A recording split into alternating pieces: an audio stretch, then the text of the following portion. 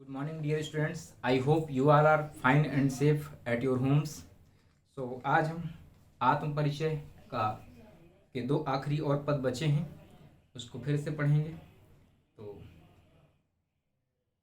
चलिए शुरू करते हैं।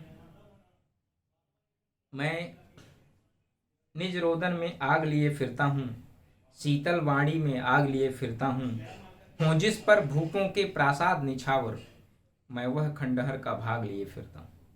अब देखिए, कवि के जीवन को अगर आप देखें, इस पद में जो बात की गई है, तो उसकी जो वैल्यूज हैं, जो उसके मूल्य हैं, वो कितने अच्छे हैं। आप उसके नैतिक मूल्य देखें, निश्चित रूप से उसमें जो सांसारिक धनार्जन करने की, पैसे रुपया इकट्ठा करने की जो प्रवृत्ति है, वो बिल्कुल नहीं है, वो ही बताता है। उसको महलों में राज करने का, निवास करने का बिल्कुल भी शौक नहीं है। उसको बिल्कुल एक तरह से मस्त मौला, एक फकीर टाइप का वो आदमी है, जिसको इस दुनिया से धनार्जन करना का उद्देश्य उसका बिल्कुल नहीं है। वो क्या कहता है कि मैं निज रोदन में आग लिए फिरता हूँ, शीतल वाणी में आग लिए फिरता हूँ। कवि कहता है कि मैं अपने रोने में राग लिए फिरता हूँ। जब कवि को रोना आता है, तो उसके रोने पे भी, उसके आंसुओं भी में भी गीत है, एक गान है। कवि कहता है उसके आंसुओं में, उसके रोने में, उसकी पीड़ा में भी क्या है, गीत है, गान है, और उनको लेकर के कवि फिरता है। और ये क्या है कि शीतल वाणी में आग लिए फिरता हूँ। कवि कहता है अपनी शीतल वाणी में, अपने प्रेम भरे, मिठास भरे शब्दों में भी उसमें एक आग है, एक ऐसी आग है जो समाज में परिवर्तन लाने के लिए काफ़ी है। तो समाज में कैसा परिवर्तन लाया जाए, समाज में कैसे चेतना लाई जाए, समाज में कैसी क्रांति लाई जाए, इसकी आग भी उसने बहुत सरल शब्दों में संजोई हुई है अपने हृदय में। तो शीतल वाणी में भी उसके आग है।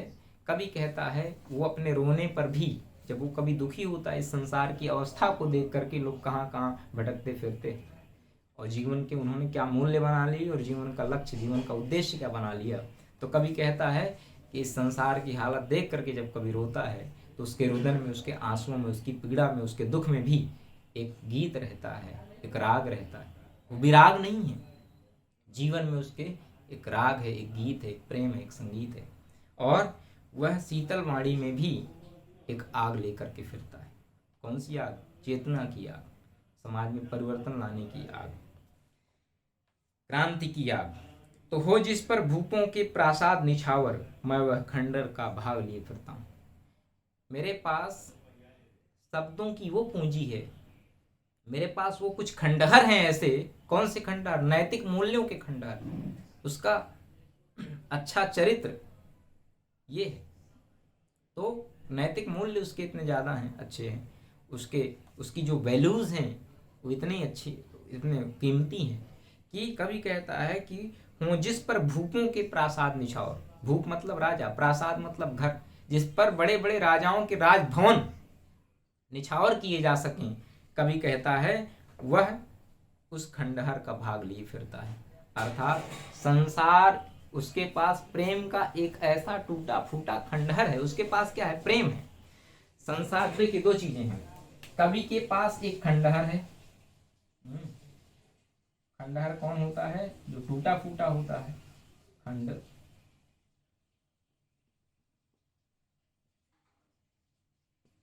खंडहर। और संसार के पास क्या है? विलासतापूर्ण जीवन है।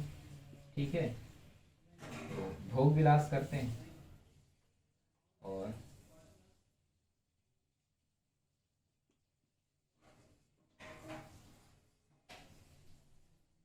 तो विलासतापूर्ण जीवन है। और क्या है? धन संपत्ति है। और क्या है? राजा महाराजाओं के पास महल है आलीशान। तो इस भोग विलासपूर्ण जो जीवन है, जो धन संपत्ति है, जो राजा महाराजाओं के राजमहल हैं, और कवि के पास क्या है? केवल एक चीज, वो प्रेम रूपी खंडहर। क्या है?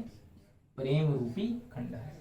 कवि के पास एक ऐसी पूंजी है, कवि के पास एक ऐसी पूंजी है, एक ऐसी संपत्ति है जिस पर ये सारे सब न्यौछावर है। धन संपत्ति, राजाओं के बड़े बड़े महल आलीशान, ये सब जिस पर न्यौछावर किए जा सकते हैं। तो कवि कहता है जिस पर राजाओं के बड़े बड़े राजमहल, भूपों के राजमहल न्यौछावर किए जा सकते हैं, मेरे पास प्रेम का वो खंडहर है।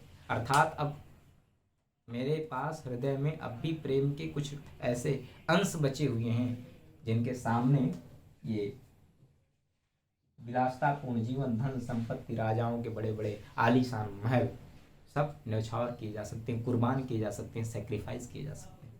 तो मैं वह खंडहर का भाग लिए फिरता हूँ। मैं रोया इसको तुम कहते हो गाना, मैं फूट पड़ा तुम कहते छंद बनाना।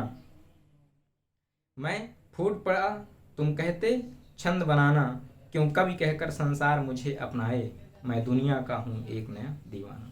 मैं रोया इसका तुम कहते हो गाना। कवि कहता है वह जब रोता है, वह जब गीत गाता है, रोता है, तो तुम कहते हो गाना, तो तुम कहते हो कि वो गा रहा है, कविता पढ़ रहा है। कवि हरिवंश राय बच्चन क्या है? कवि हैं, कविता लिखते हैं, ठीक है। अर्थ कहने का आशय ये, कवि कहता है मेरी कविताओं में जो दुख है, जो पीड़ा है, आप उसको क्या नाम देते हो? कविता का। दरअसल कवि कह रहा है वह दुखी है, वह दुखी है और प्रेम के कारण ही रो रहा है, प्रेम से रो रहा है। उसके मन में जो विरह की आग है उसके कारण रो रहा है, जो वियोगावस्था की आग है, जो वियोग की अवस्था है, उसके कारण वह गीत लिखता है, और वो गीत वास्तव में गीत नहीं, उसका रोना है। तो वह कवि कहता है मैं रोता हूँ, तो लोग क्या कहते हैं? उसे गीत का नाम दे देते हैं कि कवि वाह क्या गीत गा रहा है, क्या गा रहा है। तो मैं रोया इसको तुम कहते हो गाना, मैं फूट पड़ा तुम कहते छंद बनाना। मैं जब दुख से फूट पड़ता हूँ, अधिक दुख के कारण जब मैं रोने लगता हूँ, फूट फूट के रोने लगता हूँ, दुख की अधिकता के कारण जब मैं रोने लगता हूँ, तो आप कहते हो वाह क्या छंद बनाया है, क्या कविता लिखी है।